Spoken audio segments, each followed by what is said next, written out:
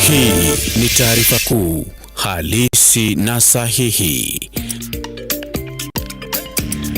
Dakika mbili kabla itimie saa 7 kamili saa za Afrika Mashariki. Karibu kwenye taarifa zetu mchana wa leo. Jina langu ni Fiona Kenga. Tuko na mengi tumekuandalia, lakini kabla tuja kutaarifu taarifa, wacha mwanzo tupate vidokezo. Hii ni taarifa kuu halisi na sahihi. Mahindi hii yote umeona hapa na packaging hiyo, angeiuza angepata 13 million Kenya shilling. Na kwenye vidokezo, polisi kaunti ya Nakuru wanasa zaidi ya pakiti 13,000 za pembejeo gushi, huku washukiwa kadhaa wakitiwa mbaroni. We have to do away with the unorthodox ways that some private recruitment agencies have been recruiting our young people. Kwingineko, wizara ya leba yaanzisha zoezi la kupiga msasa maajenti wa kibinafsi wa kutoa ajira, kusafisha sekta ya uajiri nchini na kuangamiza maajenti walaghai. Katibu katika wizara ya afya Harry Kimutai asisitiza mgomo wa madaktari unakiuka sheria na kuwataka madaktari kusitisha mgomo huu. Hii ni taarifa kuu halisi na sahihi. Naam, karibu. Kumbuka unaweza kufuatilia taarifa hizi kupitia GoTV na StarTimes na pia kwenye mitandao yetu ya kijamii ambapo tunapatikana @Lookuptv. Andamana nasi hadi tamati. Ni Fiona Kenga, nitaitika. Rais William Ruto sasa amethibitisha mbolea ya ruzuku kwa msimu wa upanzi mwaka huu itachelewa na kuwasili nchini tarehe 10 mwezi Aprili. Kiongozi wa taifa anasema meli yenye shehena ya mbolea iliyotarajiwa kuwasili nchini mapema mwezi huu wa Machi ilikumbwa na matatizo ikiwa safarini. Aidha, amewataka wakulima kuwa na subra wakati serikali ikifanya kila juhudi kuhakikisha wanapata mbolea kwa shughuli za upanzi. The Kenya Bureau of Standards, who are the first team to meet out of the many institutions that we've invited, have confirmed that the standard they issued is not the one that was found on that particular commodity. Ati inazidi kuibuka kutokana na kuwepo kwa bidhaa iliyo na mhuri gushi wa mamlaka ya kutathmini ubora wa bidhaa nchini KEBS ikiwaonya Wakenya dhidi ya mbolea hiyo gushi na usambazwa kwenye masoko tofauti nchini, huku zaidi ya mifuko 5,800 ya mbolea hiyo tayari ikitumika na wakulima.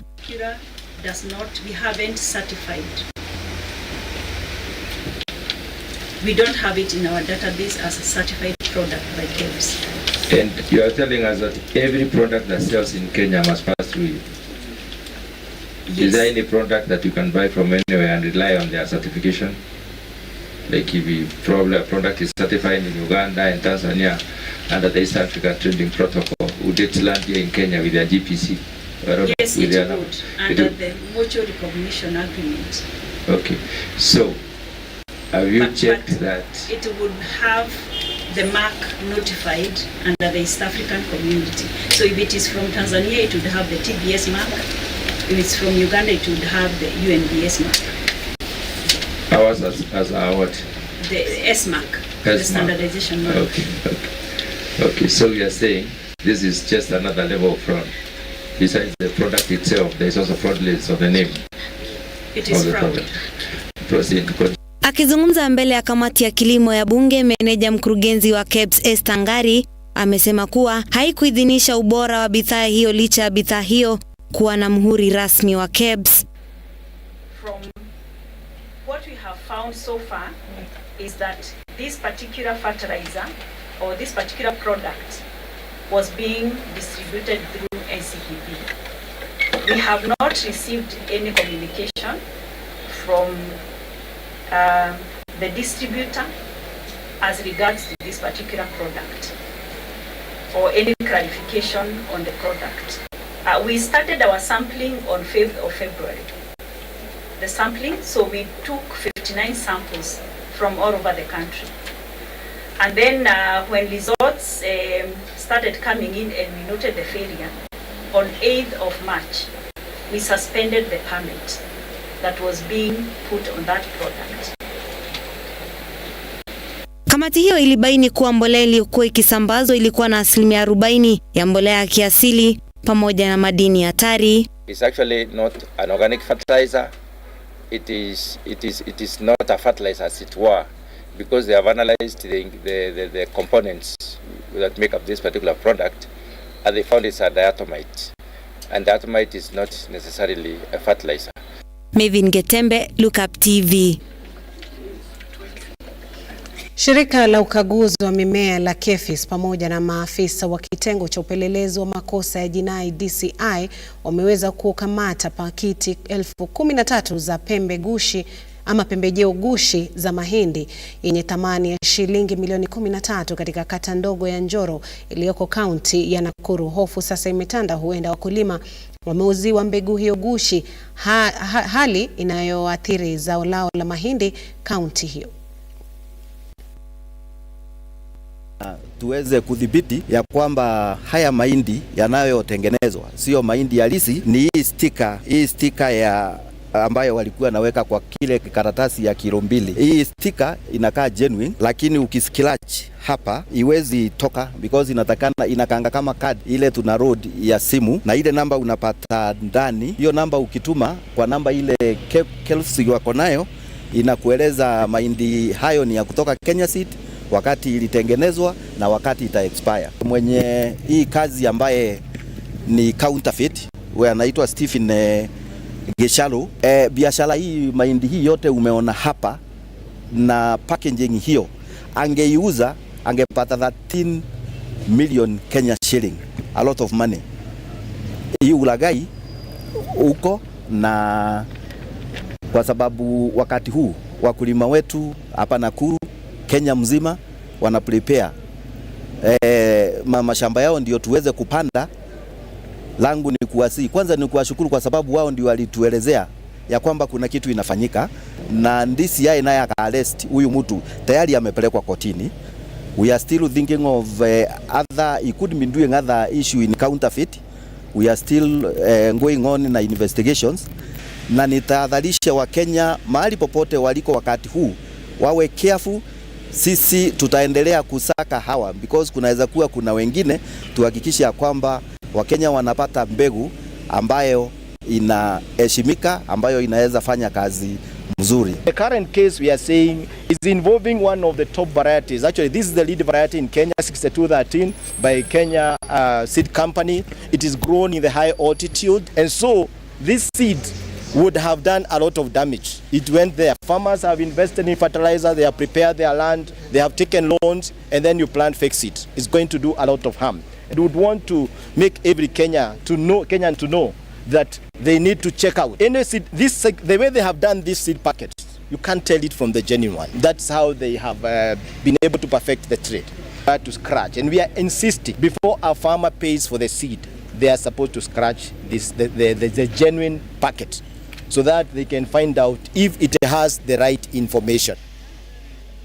Kwingineko, Wizara ya Leba imeanzisha zoezi la kupiga msasa ajenti wa kibinafsi na kufunga zile zilizofuata sheria kufuatia vilio vya Wakenya kuwa ajenti hizo zimekuwa zikiwadanganya vijana na kuwatumia vibaya. Akizungumza katika kaunti ya Garissa, katibu mkuu wa Wizara ya Leba Shadrack Mwadime amesema vijana wengi wamepitia mateso sihaba kwa kuunganishiwa kazi na katika nchi zingine za kigeni ambazo hazijakaguliwa vizuri.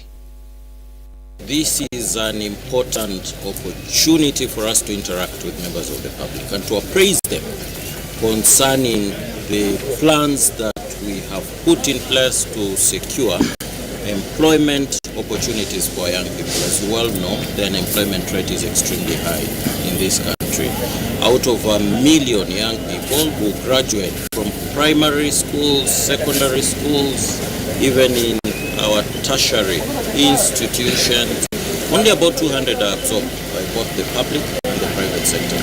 The remaining 800 are absorbed, some in the Jua Kali sector. They establish their own enterprises, but as you well know, the economy has just picked up. For the last 2 years, it has been a bit of a challenge. So some of these businesses have not been doing very well. And therefore, as government, we have embarked on a labor migration program. 2 weeks ago, I was in Germany in the first round of negotiations that we were having with the Federal Republic of Germany. The government officials from Germany will be coming to Kenya for the second round of negotiations sometime mid-April, and we hope that by June we'll be able to sign a bilateral labor agreement with the Republic of Germany to ensure that our young people are able to access the job opportunities opening up there in a structured way. Coming back to the private recruitment agencies, it is true we've had challenges. Some of them have been engaging in human trafficking and human smuggling. But as government, we have put in place a vetting committee that is comprised of various security agencies. All the security agencies are represented in this vetting committee that is chaired by a senior officer from my office. Out of 1,000 PRAs, private recruitment agencies, that we had about a year ago, we've reduced them to 500, nearly 500, 50%. And this is deliberate because we don't want our young... Naibu Rais Rigathi Gachagua amewahimiza vijana kujihusisha na uongozi ili kuepukana na uhalifu. Akizungumza katika chuo kikuu cha Murang'a, Gachagua amedokeza kuwa yuko tayari pamoja na Rais William Ruto kukuza viongozi wa kesho watakaoleta maendeleo. Vilevile ameonya vijana dhidi ya utumizi wa pombe haramu na madawa ya kulevya, akisema kuwa inaharibu uwezo wao wa kufanya kazi na kuendelea kimaendeleo. All over the world, at one time or another, were young people. Leadership is not inherited. Leadership is nurtured. We want our young people to take their rightful place in society, in all spheres, in political leadership, in leadership in the financial sector, in leadership in our industries, in leadership in our social organizations. The youth of this country, including the students of this great university, must take their rightful place in leadership. And nobody will come for you from your mother's house to make you a leader. Nobody will come for you and say, oh, the daughters of so-and-so, please come and be our leader. Oh, the son of so-and-so, please come and lead this organization. No. It is yourself who will go out there and find your place in an organization of your choice and fight through and work hard and lead that organization. I've come this afternoon to tell you that the future of this great country is in your hands, and this country depends on you to take your rightful role in leadership. And I've come here to encourage you that it is possible. And I'll be giving you my journey so that you know, even yourself seated here, one day you can stand here as Deputy President of the Republic of Kenya. The President and I have agreed that we need to do a little bit more in mentorship. It was our desire to mentor our young leaders who are elected. But we decided that is not enough. Kenya is too huge. There are too many young people with potential for leadership. And if we just concentrate on mentoring the elected leaders, we miss a point. I have today begun here in Murang'a University a long journey across our institutions of higher learning in the entire country to try to attempt to mentor our young people to become the leaders of this country. Na mtazamaji, tukienda katika muda kidogo wa mapumziko, kwenye rafa zenu Fred Malaka akisema I'm getting you from Mombasa. Kennedy Jumba Sirigo akisema natazama nikiwa Likuyani, Kakamega County. Kumbuka unaweza kutuma rafa yako ambayo tutaweza kuisoma kwenye mitandao yetu ya kijamii, Facebook, X na YouTube, ambapo tunapatikana @Lookuptv. Tuma jina lako, arafa yako, tutakuwa tunaisoma kadri tunavyoendelea na taarifa hizi. Kwa sasa usiende mbali, katika muda usiokuwa mrefu tutakuwa na mengi zaidi ya kukujuza.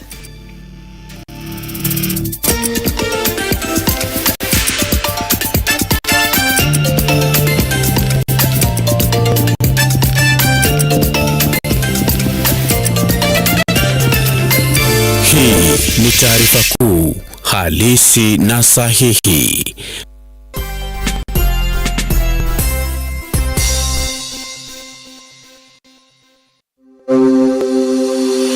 Open University of Kenya, which was chartered on the 3rd of August 2023, aims to revolutionize higher education by breaking down barriers such as cost, previous exam grades, and geographical location through online open learning at the comfort of your home, job, etc., thus ensuring accessibility to education for all members of the society. In a nutshell, Open University of Kenya leverages technology to deliver education. Open University has brought a new dawn in the Kenya education system, where learners are able to access education in a flexible, affordable, and all-inclusive.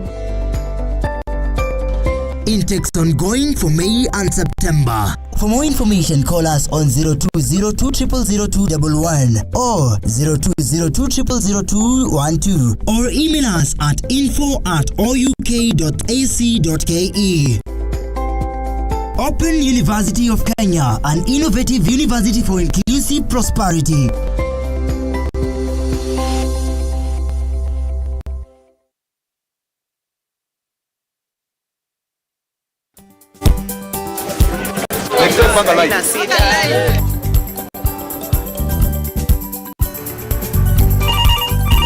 Tere, mambo ni mawili: kufikisha, kumwaga na kurudi. Kulala ni mwaka mpya.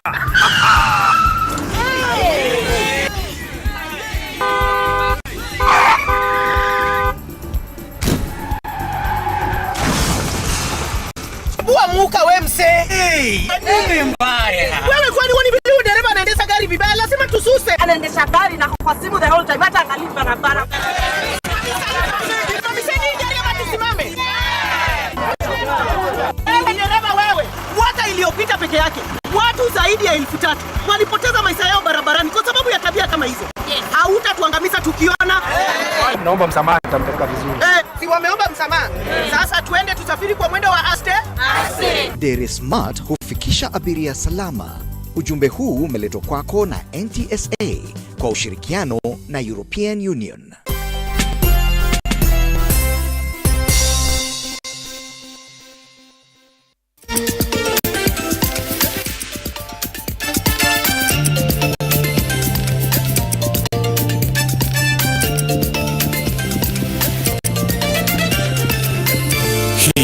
Ni taarifa kuu halisi na sahihi.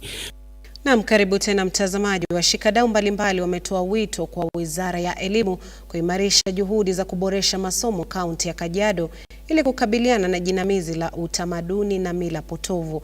Wakizungumza kwenye hafla ambayo hufanyika kila mwaka kutathmini hatua zilizopigwa na changamoto kwenye sekta ya elimu, washikadau hao wameelezea hofu ya baadhi ya wazazi wasiothamini elimu kutumia ukosefu wa karo kama vijisababu vya kuendeleza mila hizo potovu.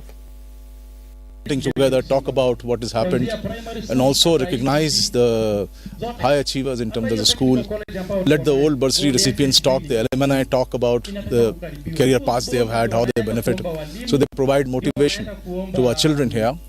So this is the practice, that sharing a bit of best practice, getting motivated, being as a group together, talking, celebrating. I think that's the effort we do in the Education Day. Put learner in the center and celebrate that process of learning and the achievers in that sphere. I think I think it's our belief that mother of the family really holds the key to a child's success, to a family's success, and she should really hold the fort as far as a girl child is concerned, making sure the education is continued. The societal norm of marrying early and those kind of things, which is there, but it can be fruitfully engaged and negotiated so that the girl child has a chance to educate and go for higher education. As a Maasai girl, I grew up in this community, and I know so many challenges that our youth and both boys and girls go through to access education. Some of the challenges that I personally experienced was, for example, when there's drought and people don't have access to enough school fees and all that kind of things, and also the cultural stuff like marrying off girls when they're young.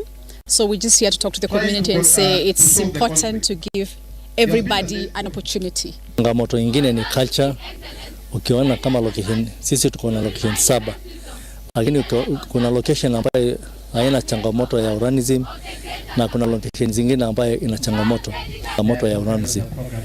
Pia early marriages kulingana na hiyo border locations tunakuwa na changamoto, lakini kulingana na sisi ambaye tunapakana na Magadi, tunapakana na Kiserian, hatuna changamoto ya early marriages. A day like this and a visit like this really gives us a chance to mark this important aspect of the bilateral partnership. It's also a chance to see the activities of Tata Magadi, which happens to be one of the bigger investments from India into Kenya, and the work that Tata is doing here is truly impressive. Na tukiachana na hayo, huku mgomo wa madaktari ukiwa umezidi kushika kasi kote nchini na kuacha wagonjwa wakitaabika kutokana na ukosefu wa huduma za afya, serikali imekubali kushughulikia baadhi ya malalamishi yaliyoibuliwa kama vile kutekelezwa kwa mkataba wa kuajiri madaktari wanagenzi kuanzia tarehe 1 Aprili. Hata hivyo, wizara inasisitiza kuwa mgomo huo unaenda kinyume na sheria na kuwataka madaktari kurejea kazini. Stalemate, and they just want to prolong because the court pronounced itself very clearly that there should be no strike. They need to go back and allow negotiations. The directives, the court orders were very clear because there were 6 court orders. The Ministry of Health has already started implementing part of the court orders, and specifically on the posting of the interns. We gave the assurance, we met the KBDCU officials on Monday, and we gave the assurance that the interns are going to be posted to start their program by 1st of April.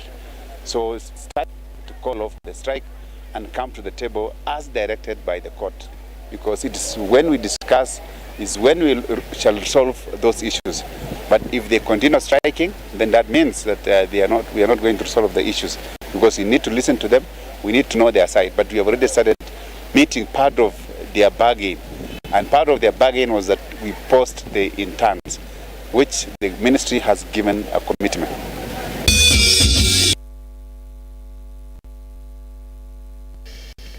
Wanahabari na wasanii wa mitandao katika mji wa Malindi, kaunti ya Kilifi, wana kila sababu ya kutabasamu baada ya baraza la vyombo vya habari nchini MCK na shirika la Maono Space kuzindua kituo cha kutengeneza taarifa eneo hilo.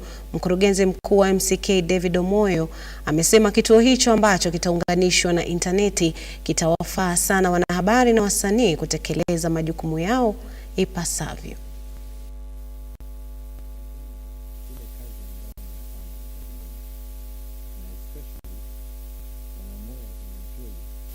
The ones who work here in Kilifi, I think, have the hardest time in all of Kenya. They need even more support because Kilifi by itself is so vast. I could drive for 4 hours and still be in Kilifi County. Hongereni wanahabari na Maono Center. Unajua Maono ni vision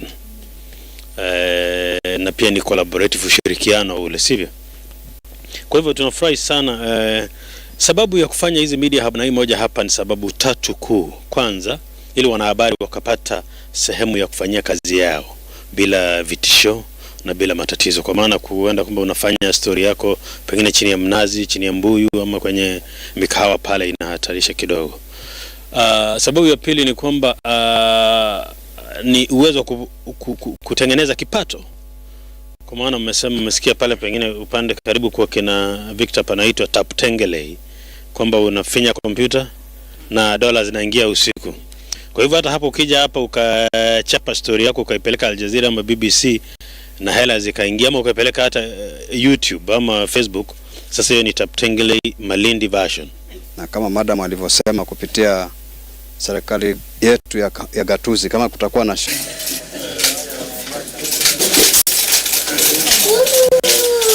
Let's give them a round of applause, please. Yes.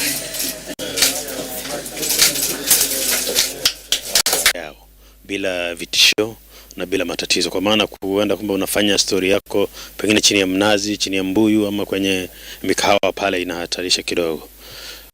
Sababu ya pili ni kwamba ni uwezo kutengeneza kipato.